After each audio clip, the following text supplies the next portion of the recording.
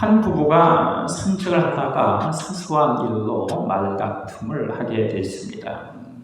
그렇게 씩씩거리면서 돌아오고 있는데 못생긴 멍멍이 한 마리가 지나가고 있었습니다. 남편이 빈정대며 말합니다. 인사해라. 당신 친척 지나간다. 부인이 정중하게 그 멍멍이를 향해서 인사를 했습니다. 안녕하세요. 혼자 산책하시는군요, 시아버님.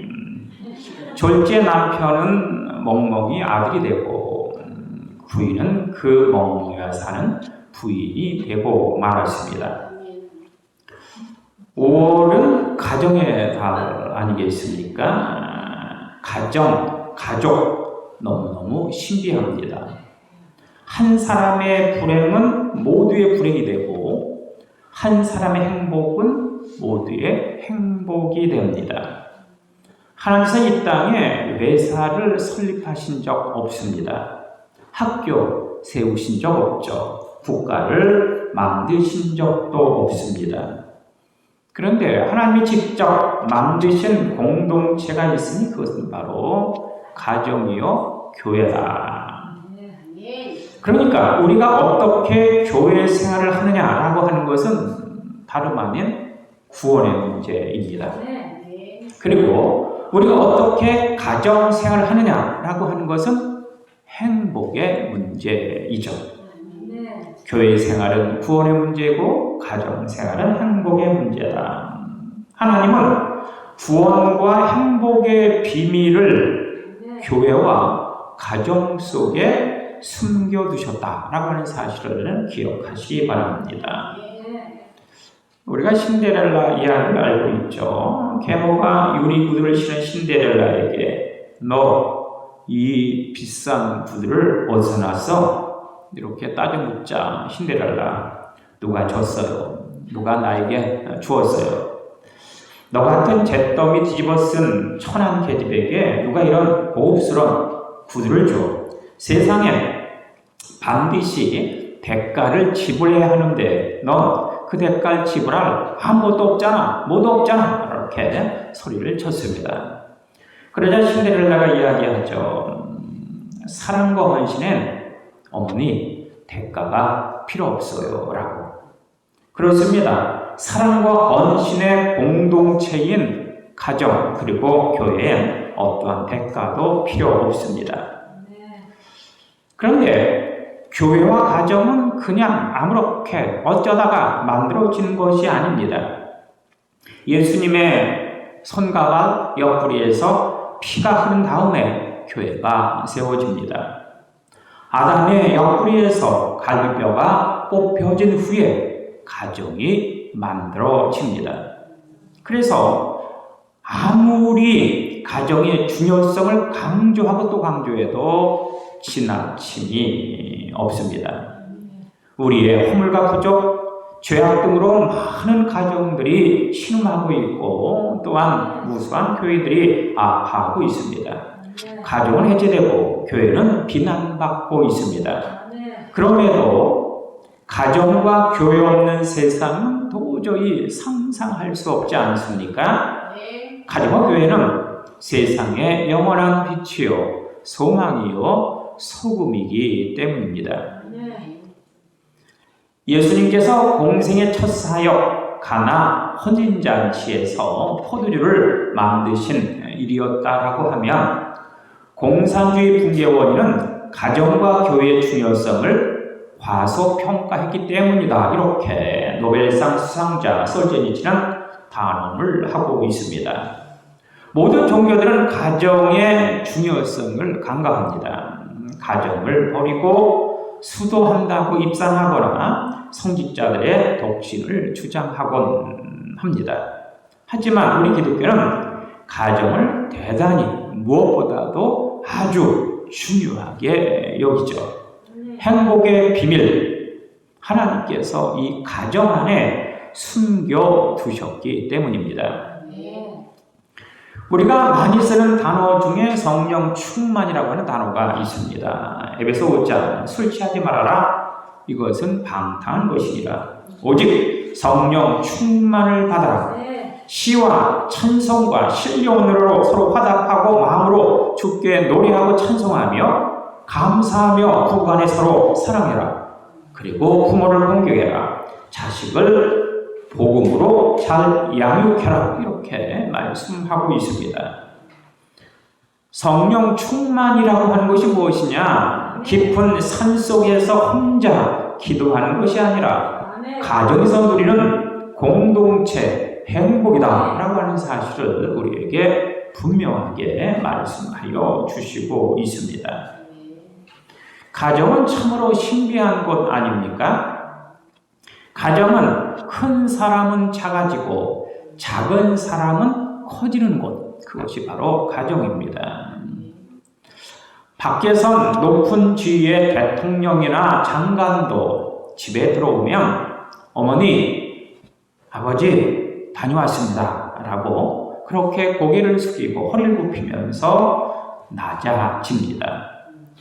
어느 회사 회장님 집에 들어오면 어린 손자의 말이 되곤 하죠. 손자는 할아버지가 들어오면 엎어놓고 등과 허리에 걸터 앉아 이리야 라고 하면서 길게거리면서 온 방안을 돌아다니는 것입니다. 이것이 바로 가정 아니겠습니까? 또 밖에 나가선 아주 낮은 자리에서 힘든 일, 아주 괴로운 일, 감당하기 힘든 어려운 일을 하다가도 집에 들어오기만 하면 그는 바로 황제로 변합니다. 뿐만 아니라 가정은 인류의 안식처 아니겠습니까? 험한 세상에서 지친 몸과 마음을 편히 내려놓는 쉼터 말입니다. 가정이 과연 무엇일까? 가정에 호텔 같은 방이 없어도 상관이 없습니다. 값비싼 침대가 없어도 괜찮습니다. 서로 편안히 누울 수 있으면 그만 아니겠습니까? 인류 식당에 맛있는 음식, 진수, 성찬 없어도 괜찮습니다. 서로 웃으면서 밥을 나눌 수 있는 곳이 바로 가정이기 때문입니다. 호화스러운 저택에 살지 못해도 상관이 없습니다. 서로 사랑하고 화목하고 기대면 그만 아니겠습니까? 사랑하는 아내에게 값비싼 보석을 선물하지 않아도 상관이 없습니다. 내 안에 소중한 줄 알고 살아가면 되기 때문이죠. 훌륭한 교양과 인격, 지식이 좀 모자라도 괜찮습니다. 명성과 혹은 세상에 인기 없어도 상관이 없습니다. 서로 허물을 덮어주는 공동체, 서로 이해하고 포용하고 기대는 공동체, 그것이 바로 가정 공동체다. 우리가 함께 교회 같은 가정 같은 교회에서 행복을 누리고 주님과 더불어 살아가는 것, 이것이 바로 이 땅에서 나에게, 우리에게, 여러분에게 주어진 본분 아니겠습니까? 하나님께서 아담과 하와에게 에덴 동산을 허락하여 주셨습니다. 이는 이 땅의 모든 성도들에게 가정이라고 하는 에덴을 허락하여 주신 것입니다. 가정이라고 하는 에덴. 오늘 본문에서는 우리에게 말씀하여 주셨습니다. 너희는 너희의 에덴을 가장 소중히 지켜라 라고. 여기 이 에덴, 기쁨, 즐거움, 행복, 신남. 하나님은 가정의 기쁨을, 행복을, 그 신남을 잘 간직할 것을 말씀하여 주시고 있습니다. 즉, 하나님 주시는 행복을 소중히 지키고 가꾸고 보존해라 이렇게 명령하시고 있는 것입니다. 에덴 동산 안에는 하나님도 계셨지만 사단도 함께 있었습니다. 하나님도 사단도 함께 있었던 곳, 그곳이 바로 에덴이라고 하는 곳입니다. 먹기 좋은 과일 나무들도 있었지만 선악을 알게 하는 나무도 있었고 생명수 나무도 있었습니다. 선과 악이 함께 공존하는 곳, 행복과 불행이 같이 거주하는 곳, 긍정과 부정이 더불어 함께 살아가는 곳, 그곳이 바로 에덴이다 라고 하는 것입니다. 흙으로 사람을 빚어 그 코에 생기를 불어넣으니 생명이 되었다 라고 성경은 증언을 하고 있습니다. 하나님이 흙으로 우리를 친히 빚어주시고 그 코에 생기를 불어넣으니 생명이 되었다. 흙과 생기가 함께 공존하는 것입니다. 인간은 흙이요, 동시에 인간은 영적인 존재다 라고 하는 것을 말씀하여 주시고 있습니다. 그래서 가정을 천국으로 만드는 사람이 있는가 하면 가정을 지옥으로 만드는 사람도 있습니다. 가정 안에, 에덴 안에 하나님도 계시지만 사단도 있고, 선이 있는가 하면 악도 있고, 행복이 있는가 하면 불행도 있고, 긍정인 모습이 있는가 하면 부정의 모습도 있는 그곳, 흙이 있고 생기가 공존하는 그곳, 그곳이 바로 가정이고 에덴이다. 그래서 이 에덴과 우리의 가정을 천국으로 만들 것인가 아니면 지옥으로 만들 것인가 라고 하는 것은 전적인 우리의 선택이다. 여러분, 행복은 기성품이 아닙니다. 공장에서 행복이라는 것을 대량으로 만들어 놓고 나누어주는, 뿌리는 것이 아니다 라고 하는 것이죠. 행복은 요술이나 마술이 될 수 없습니다. 될 수 있다면 예술이 될 수 있겠죠. 막연히 요술이나 마술로 가정이 행복해질 것이다 라고 그렇게 여기는 것은 착오죠. 예술가가 각고의 노력 끝에 멋진 예술 작품을 그렇게 만들어 가듯이 온 가족이 함께 눈물로 기도하고 서로 참고 견디고 인내하고 기다리고 기대하는 것, 그것이 바로 가정이다. 눈물, 기도, 인내, 견딤, 기다림, 이런 것들로 가정이라고 하는 예술 작품을 우리가 만들어 가야 할 것입니다. 때로 땀을 흘리며 가꿔야 할 것이고, 때로 피를 흘리는 희생이 반드시 따라야 합니다. 그때 비로소 행복한 가정이 만들어질 수 있다. 사실 한 울타리 안에서 몸과 마음을 맞추며 산다라고 하는 것, 쉬운 일이 아닙니다. 한 울타리 안에서 서로 부딪히면서 살아간다고 하는 것, 녹록지 않습니다. 기쁨도 되지만 슬픔도 되고, 상처도 되고, 아픔도 되고, 또한 은혜도 되지만 서로에게 날카로운 어떤 가시가 되기도 하는 것, 그것이 바로 가정이다. 남편의 말 한마디가 응어리지기도 하고, 아내의 투정 한마디가 남편의 가슴을 찢어 놓기도 하지 않습니까? 부모의 감정 섞인 징계가 너무 큰 아픔이 되어 그 유년 시절의 그 상처와 쓴뿌리를 안고 평생을 살아가는 사람이 있습니다. 자식의 반항 한 번에 부모의 행복이 산산이 부서지는 그런 일들도 많이 있습니다. 며느리의 태도가, 시어머니의 충고가 날카로운 칼이 될 때도 있는 것, 그것이 바로 가정이다. 그럼에도 불구하고 그 안에서 행복의 꽃을 피워가는 것, 행복의 열매를 맺어가는 것, 그것을 수확하는 곳, 그곳이 바로 가정이다. 상담 신학자 제이 아담스에게 한 부인이 찾아와서 남편하고 살 수 없다라고 그렇게 터덜거립니다. 부인 왜요? 라고 물었더니 오래된 대학 노트 한 권을 폈습니다. 거기엔 지난 20여 년간 남편의 잘못, 부족한 점, 허물, 남편이 해왔던 모든 그런 어떤 못된 일들이 깨알 같은 글씨로 빡빡하게 적혀 있었습니다.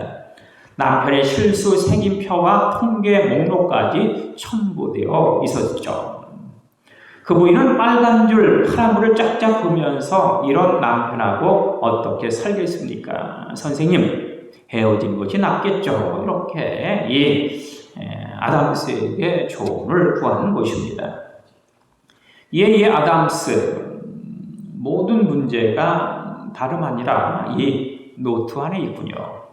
이 노트를 깨끗이 당신의 가슴에서 태워버리기 전까지는 당신은 가정을 가질 자격이 없습니다. 돌아가십시오. 라고 이야기했다고 합니다.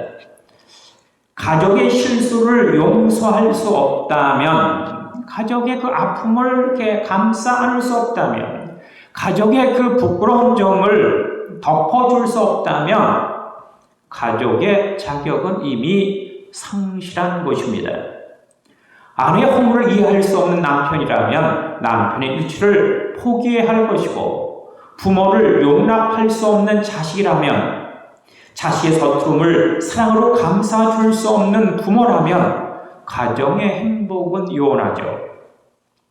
오늘 본문 마지막 25절, 벌거 벗었으나 부끄러워 아니하더라. 벌거 벗었는데 부끄러워 아니했다. 너에게 실수가 있고 나에게 허물이 있습니다.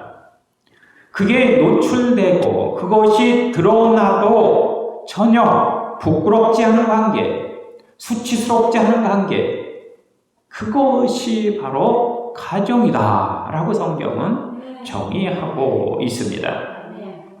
사랑은 허다한 죄와 허물을 덮고 모든 모자라는 부분을 채워주는 곳, 그것이 바로 가정 아니겠습니까? 벌거 벗었는데 왜 부끄러울까? 왜 수치스러울까? 왜 창피할까? 그것은 감추고 싶은 것이 적나라하게 드러나기 때문입니다. 옷을 벗으니까 나의 모든 알몸이 적나라하게 다 드러나기 때문에 창피하고 부끄러운 것이죠. 내 실수가 드러나도 부끄럽지 않고 내 연약함과 허물이 드러나도 창피하지 않은 유일한 장소가 있으니, 유일한 공동체가 있으니 그것이 바로 가정이다. 남편의 실수로 내 행복 무너지고 아내의 연약함 때문에 우리 가정이 불행해지는 것 절대 아니라고 하는 것이죠. 서로 기대고 우애하고 하나 되고 서로 이렇게 커버하면서 살아가는 것, 그것이 바로 가정이다. 태어날 때부터 눈썹이 없는 한 아가씨가 있었습니다. 그녀는 오랜 시간 혼자 지내다가 뒤늦게 연탄 장수에게 시집을 갔습니다. 그녀는 매일 남편보다 일찍 일어나서 화장으로 눈썹을 그려서 눈썹이 없다는 사실을 꽁꽁 숨겼죠. 남편은 잘도 속았습니다. 남편은 아내의 눈썹을 올 때마다 당신 눈썹이 너무 예뻐 이렇게 칭찬을 하곤 했기 때문이죠. 그러던 중에 연탄 가게 직원이 일이 생겨서 그녀가 대신 남편과 연탄을 나누게 되었습니다. 평생 처음 하는 일이었기 때문에 그녀는 너무 힘들었고, 그러다 보니까 많은 땀이 얼굴에서 흘러내리는 것입니다. 이에 남편은 쉬는 시간마다 자신의 목에 있던 수건으로 그녀의 땀을 닦아주는 것입니다. 그런데 이 남편, 그녀의 눈썹만은 피해가는 것이었죠. 눈썹만을 피해 땀을 닦아주는 것입니다. 그 순간 그녀는 누구보다도 큰 행복을 느꼈다고 하는 것입니다. 아, 내 남편이 내가 눈썹이 없는 것을 알고도 그렇게 칭찬하고 나를 예쁘게 봐주었구나. 참된 사랑은 아픔을 감싸주고 약점과 허물을 덮어주는 것입니다. 여기에 진정한 사랑이 있고 참 행복이 있지 않겠습니까? 교회가 복된 공동체라면 우리는 무엇을 어떻게 해야 하는 것일까? 뒷짐지고 구경만 해야 될까? 주님이 씻어주실 텐데 아무렇게나 살고 탕물에서 놀아도 되는 것일까? 아닙니다. 신랑을 기쁘게 하려면 늘 자기를 가꾸어야 하듯이 천국 가정을 위해서 서로의 역할을 잘 알고 충성하고 봉사 헌신하는 그 모습이 반드시 필요합니다. 우리가 결혼하기 전까지 주의 몸된 전에 어떤 성도가 되기 전까지 무엇 때문에 비코즈 어우의 사랑을 가지고 만날 수 있습니다. 하지만 일단 결혼을 하고 나면 일단 주의 성전에 공동체 성도가 되고 가족이 되고 나면 in spite of 그럼에도 불구하고의 그 사랑이 필요하죠. 허물이 있음에도 불구하고 실수가 있음에도 불구하고 연약함이 있음에도 불구하고 모자람이 있음에도 불구하고 뭔가 좋지 못한 그런 일이 있음에도 불구하고 사랑하겠다라고 하는 것, 그것이 바로 가정이고 그것이 바로 교회 아니겠습니까? 가정 생활은 혹은 교회 생활은 꿈이 아니고 현실이다. 서양인들은 행복한 가정을 이야기할 때 꿀맛 같다라는 표현을 씁니다. 우리 가정은 꿀맛 같아라고. 우리는 행복한 가정을 이야기할 때 깨가 쏟아진다 이렇게 이야기하지 않습니까? 그런데 꿀맛 같은 가정, 꿀은 너무너무 달아서 무한장 먹을 수 없습니다. 아이들은 뭐 좋아할지 모르지만 어른들은 꿀 한 스푼 두 스푼만 먹어도 이렇게 구토를 할 정도로 너무너무 달아서 제대로 먹을 수 없죠. 깨를 처음 털면 엄청나게 쏟아지지만 그 깨를 계속 턴다고 해서 깨가 쏟아지는 것 아닙니다. 사랑이란 달다고 해서 마냥 좋은 것만도 아니고 고소하다고 해서 고통과 아픔이 되는, 아픔이 없는 그런 나쁜이 되는 것은 절대로 아니다라고 하는 것을 기억해야 하죠. 달콤한 가정, 깨가 쏟아지는 그 가정, 무한정으로 되어지는 것이 아니다. 거기에 노력이 필요하고 수고가 필요하고 인내가 필요하고 견딤이 필요하다. 오늘 본문의 시작은 사람이 혼자 사는 것이 좋지 않다 이렇게 18절을 말씀하여 주시고 있습니다. 혼자 사는 것이 좋지 못하다. 신약과 구약, 구약 39권, 신약 27권, 66권 성경 가운데 좋지 못하다라는 얘기가 처음 나오는 부분이죠. 즉 사람은 하나님과 함께 살도록 만들어졌고 사랑하는 사람과 함께 살도록 지어졌다라는 것을 성경은 우리에게 강조하고 있는 것입니다. 하나님과 임마누엘로 살아가고 사랑하는 사람과 함께 기대며 사랑하는 것, 이것이 바로 하나님의 스타일이라고 하는 것입니다. 하나님의 뭐라고요? 스타일이라고 하는 것입니다. 변하지 않는 하나의 어떤 규격이라고 하는 것이죠. 하나님은 내가 그를 위해 돕는 배필을 지으리라 라고 하시면서 바로 하와를 만들어서 이 아담에게 주시는 것이 아니었습니다.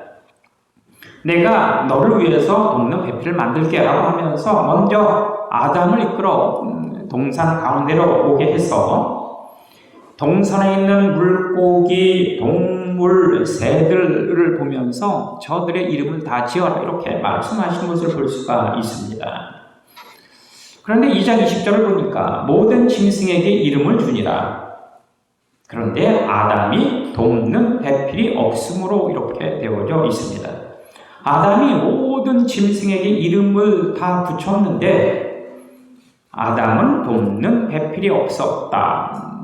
이 성경 구절을 다시 한번 정리해 보면 모든 짐승에게 아담이 이름을 주었다. 하지만 모든 짐승들이 아담의 돕는 배필은 될 수 없었다라고 하는 것이 이 정확한 어떤 표현입니다.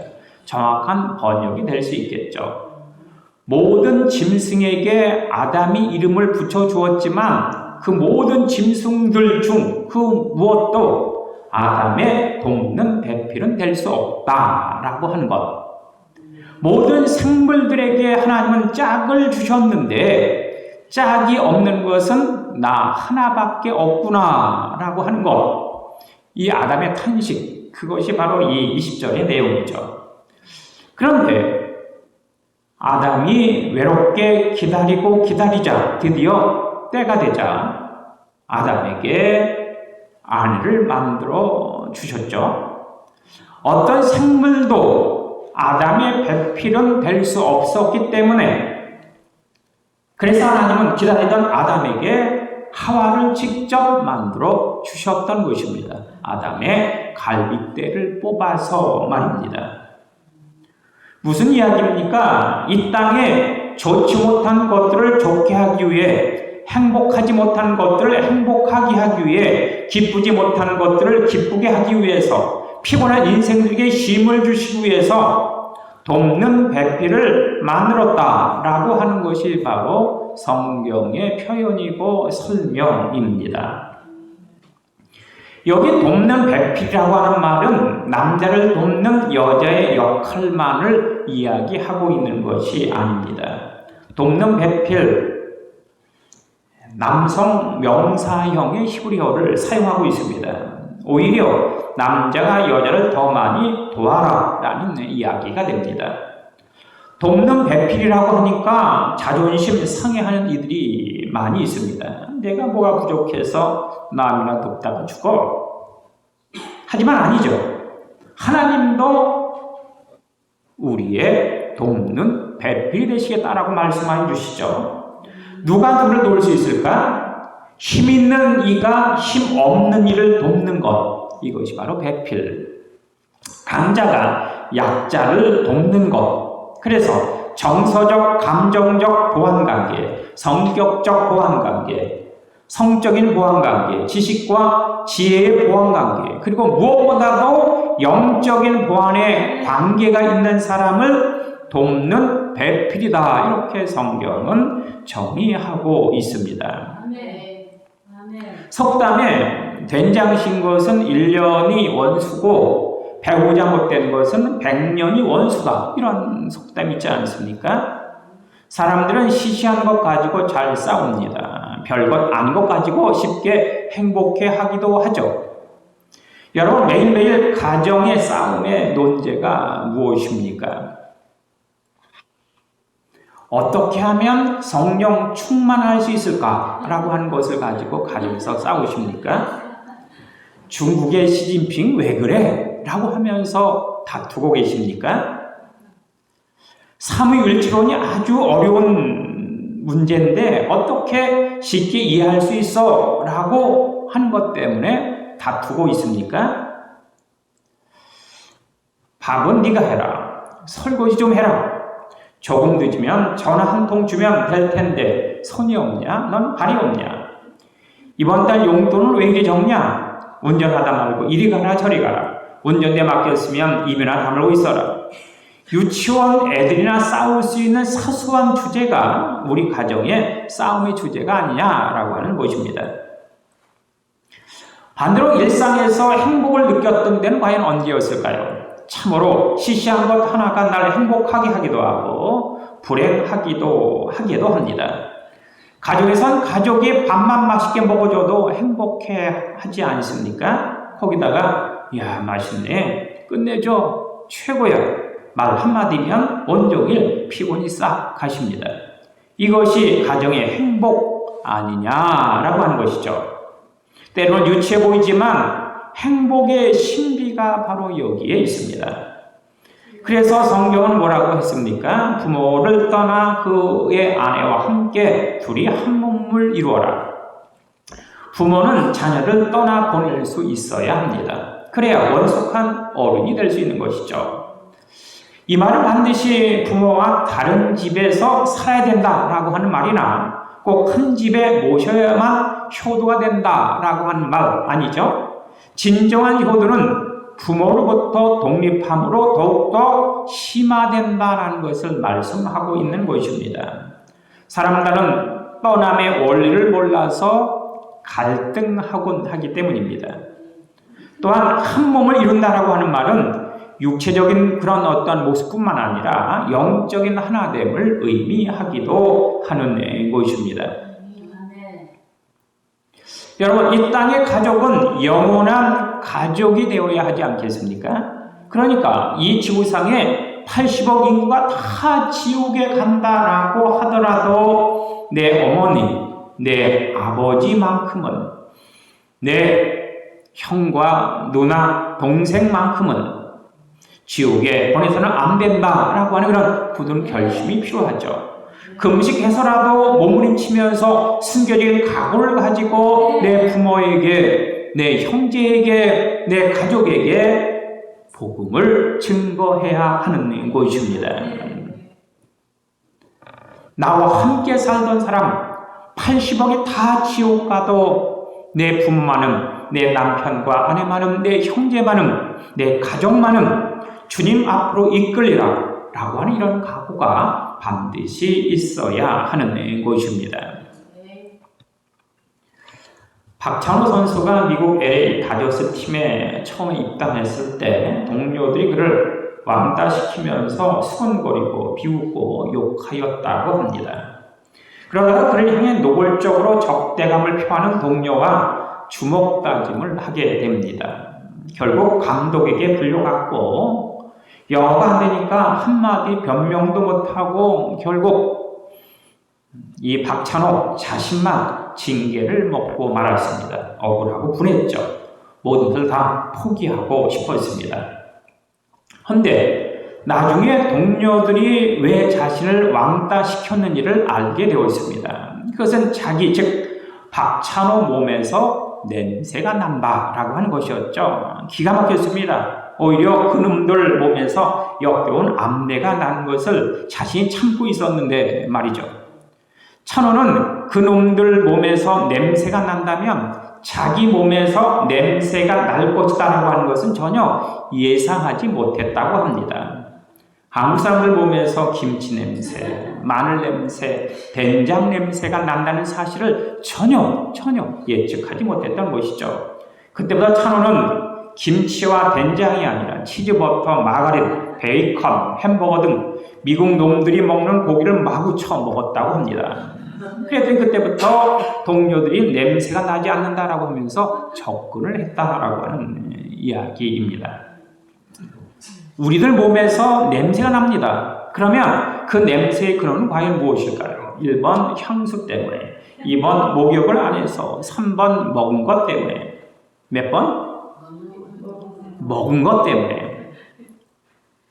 먹는 것은 입으로만 먹지 않죠. 눈과 귀로도 먹습니다. 특별히 한국 사람들은 먹는 것을 좋아하지 않습니까? 모든 것 다 먹어 치웁니다. 재미도 먹고 뇌물도 먹고 선거 때는 표를 마구 먹어버리고 대통령을 해먹고 챔피언은 따먹는 민족, 바로 대한민국 사람들이죠. 헌데 먹게 되면 후엔 반드시 그 냄새를 피우게 된다. 돈과 뇌물, 대통령과 챔피언을 먹으면 그에 따른 냄새가 난다. 해서 주님은 우리에게 그리스도의 향기를 바라라 이렇게 명령하시고 있는 것 아니겠습니까? 가정과 교회에서 예배와 말씀, 기도로 사랑과 복음을 먹고 우리 가정과 일터와 사회에서 향기를 바라는 우리 모두가 되어주시길 간절히 주님으로 축원합니다. 기도하시겠습니다. 주님 감사드립니다. 우리의 가정에 예배, 말씀, 기도로 무장하고 먹음으로 말미암아 그리스도를 향한 향기, 내음, 진정한 그리스도의 빛이 되고 소명을 감당하는 역사가 충만케 나타나기를 간절히 소원합니다. 주님이 도우시고 이끄시고 인도하시며 온전케 우리를 변화시켜 주옵소서. 행복과 즐거움과 은총과 축복의 공동체로 우리 가정이 되고 우리의 교회가 되어질 수 있도록 주께서 이끌어 주옵소서. 예수님 이름으로 기도합니다. 아멘.